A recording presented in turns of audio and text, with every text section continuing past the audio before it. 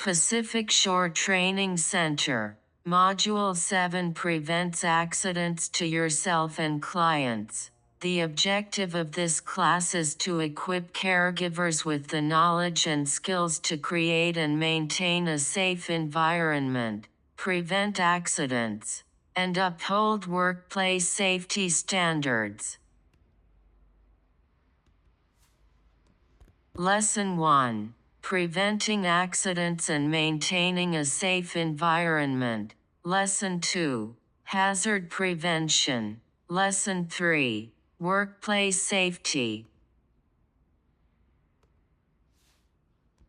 Lesson 1. Preventing accidents and maintaining a safe environment. Objective.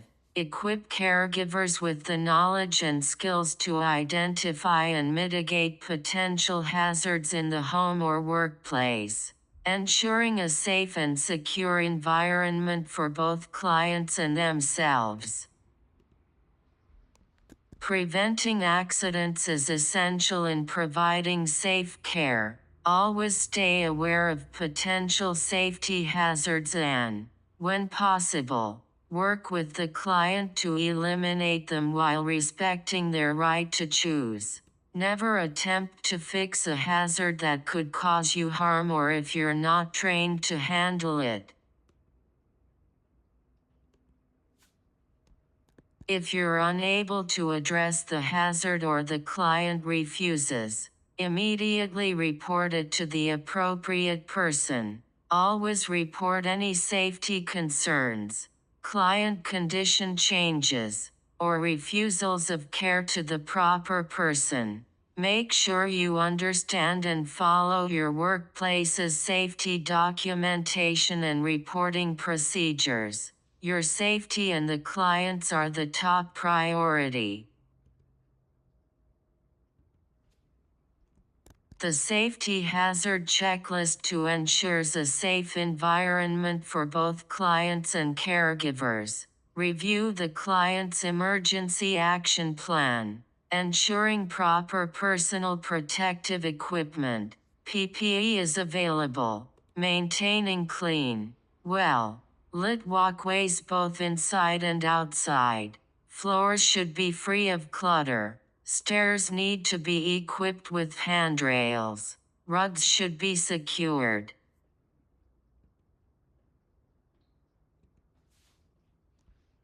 The Safety Hazard Checklist.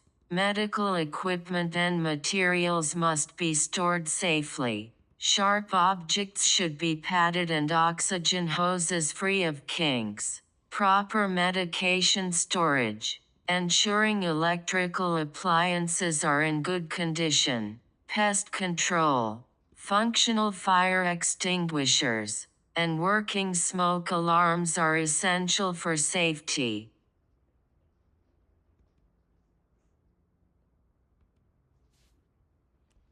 Lesson 2. Hazard prevention. Objective.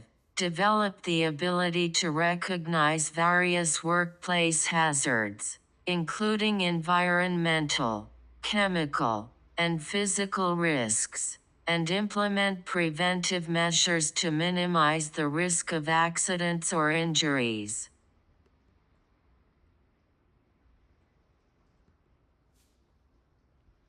Oxygen safety. Always follow safety procedures at work.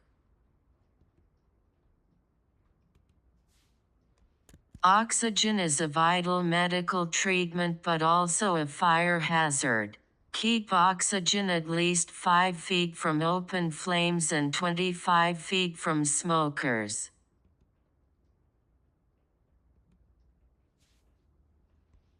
Oxygen safety.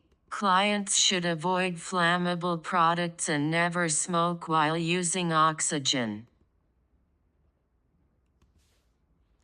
Store tanks securely on their side or in a rack in well-ventilated areas. Ensure rooms are properly ventilated and oxygen concentrators are plugged directly into wall outlets, not using extension cords or power strips. Regularly check and straighten oxygen tubing to avoid tripping hazards. Ladder safety. Always follow your workplace ladder rules. Check for damage before using it. Don't stand on the top 3 steps. Keep the ladder stable and face it when climbing.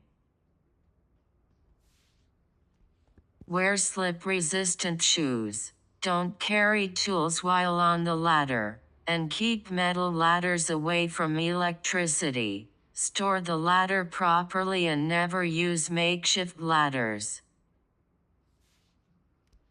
Fire safety. Make sure smoke detectors and fire extinguishers are working.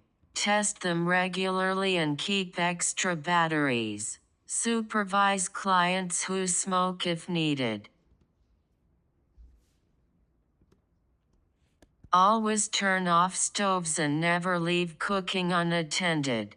Keep space heaters away from flammable items and turn them off when not in use. Report any fire safety issues. Electric safety. Check appliances regularly for wear. Avoid using frayed cords. Keep appliances away from wet areas. And inspect extension cords for damage. Use a ground fault circuit interrupter, GFCI, in bathrooms. Never use extension cords as permanent wiring, and avoid running them under carpets. Document and report electrical hazards to the appropriate person. Firearm safety. If a client owns or carries a firearm, discuss your concerns with them about safe storage while you're present. If you can't come to an agreement, involve your supervisor or the appropriate person. Encourage the use of trigger safety locks to prevent accidents, and suggest checking if local sheriff's departments offer free locks or safety classes. Clients with confusion, dementia, mental illness, or medications that cause disorientation should not have access to firearms. Report any firearm concerns to your supervisor for proper handling. Animal safety. Pets and farm animals can pose safety risks. Always ask the owner before approaching an animal, and avoid petting animals that are eating, sleeping, or seem frightened.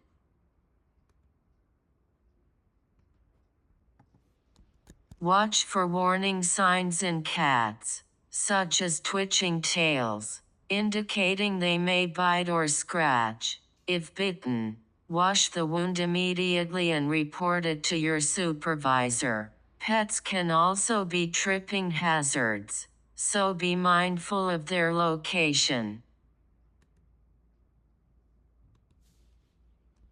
Ensure the home is free from animal waste and pests. If a client can't care for an animal, report it to your supervisor. Pet care is not part of your duties, but always practice good hygiene after handling animals.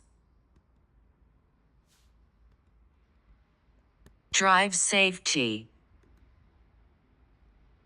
Always wear your seatbelt and never drive under the influence. Maintain your vehicle, check tires, and drive at safe speeds.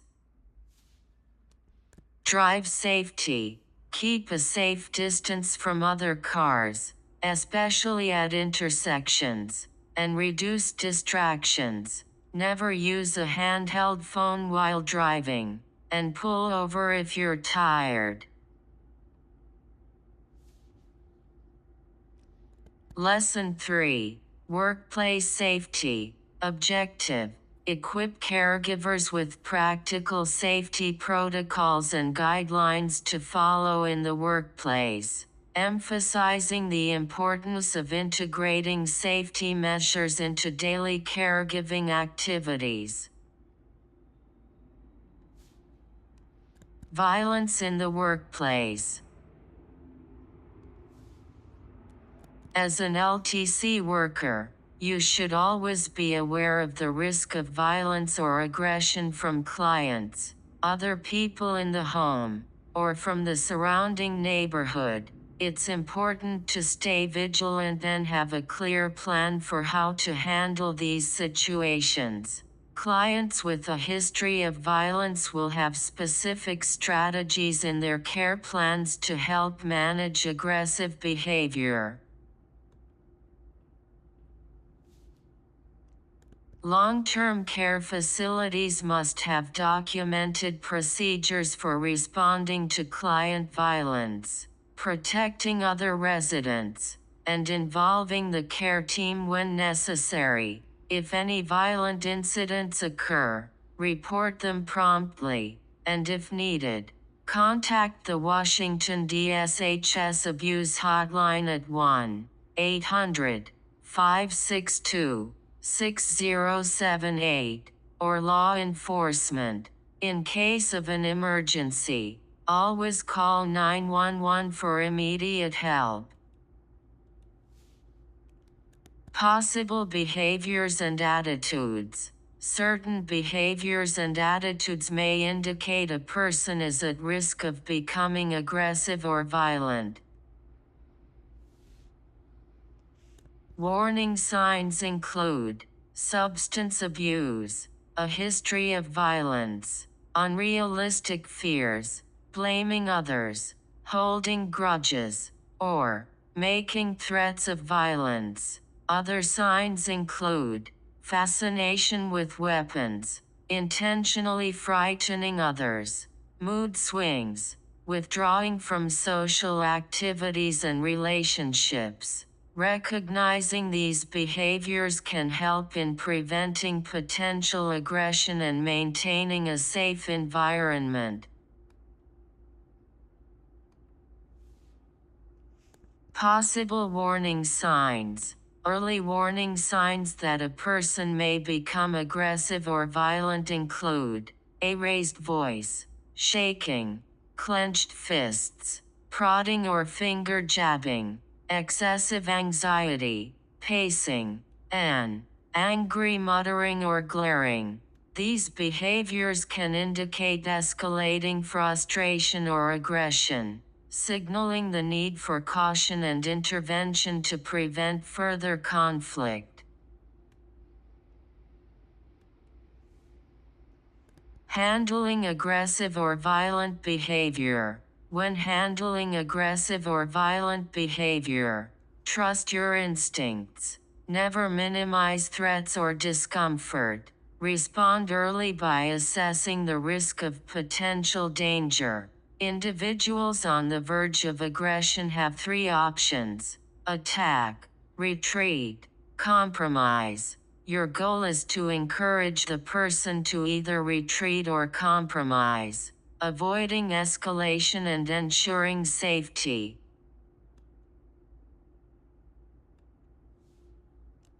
One, ruling out other reasons for violent behavior. Sudden aggressive or violent behavior in a client may be caused by medication side effects, infections, or underlying health conditions.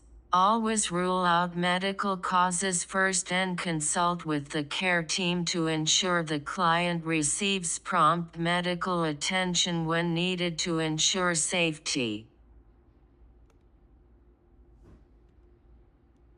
2. If you do not think you are in danger, to handle aggressive behavior, remain calm and in control. Remind the person you're there to help and listen to their concerns. Validate their feelings without encouraging inappropriate behavior. Avoid aggressive body language and maintain a safe distance. Sitting down if possible. Never touch an angry person. And set clear boundaries by telling them the behavior is unacceptable. Always have an exit strategy in place if the situation escalates and address concerns of aggression early.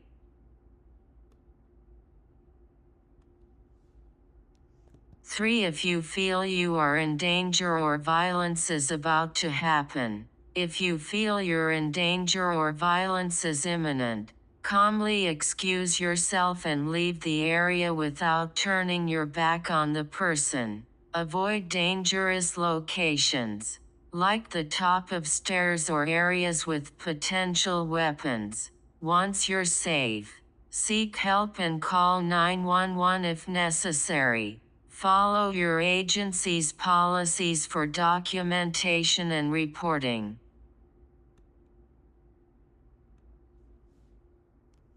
Witnessing or suspecting violence. If you witness or suspect violence towards a client, you are a mandated reporter and must report it by law. For vulnerable adults in LTC centers, contact DSHS at 1-800-562-6078 or 1-800-66-363.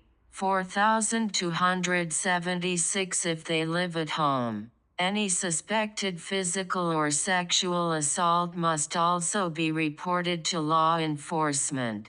If you believe anyone is in immediate danger, call 911.